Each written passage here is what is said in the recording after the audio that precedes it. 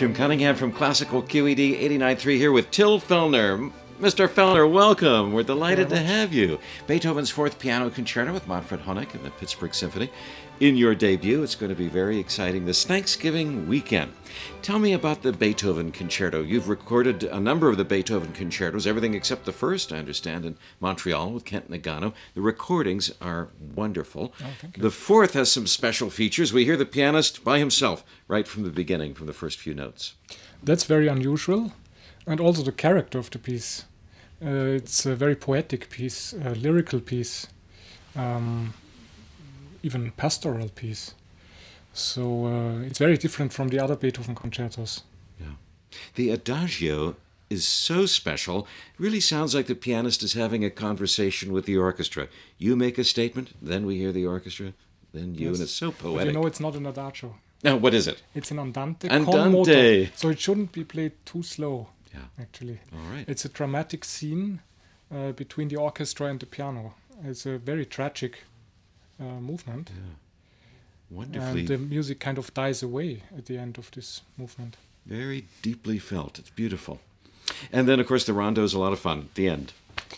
Yes, this is. There are lyrical elements, but there is also this joy and enthusiasm. It's like seeing a person you haven't seen for a very long time. You know, the second movement is sometimes compared to the Orpheus myth from the Greek. And so the third movement for me is the reunion, you could say. And it was written during the time when Napoleon was attacking Austria, Vienna particularly. Beethoven had to put the pillows over his ears. He was in his brother's place in the basement trying to escape the bombardments. It's hard to imagine the turmoil that was going on around Beethoven while he was writing this glorious music. Well, he certainly brings us to a totally different world in this piece. Yeah. Now, Manfred Honeck, have you worked together before? This is your debut with the Pittsburgh Symphony. It is, but I have played with Manfred many times actually, and it all started a long time ago, more than 20 years ago, believe it or not. We played at the opera in Zurich for a ballet, and so we were all in the pit, and I played a Mozart piano concerto, and we performed, I think, 18 times the same piece. So I flew into Zurich every week, and I think Manfred had an appointment with the orchestra. He was kind of a first Kapellmeister, something like that. I don't remember. So I've known him for a long time.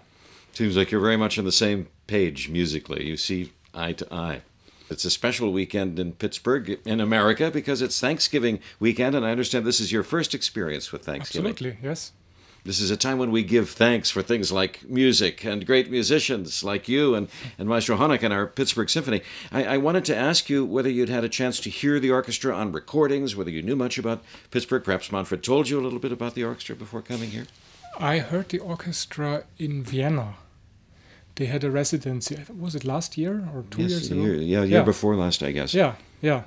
And so, of course, I went to listen to the orchestra, yeah. Any first impression from hearing them in the audience? The orchestra played wonderful, and I admire Manfred really very much.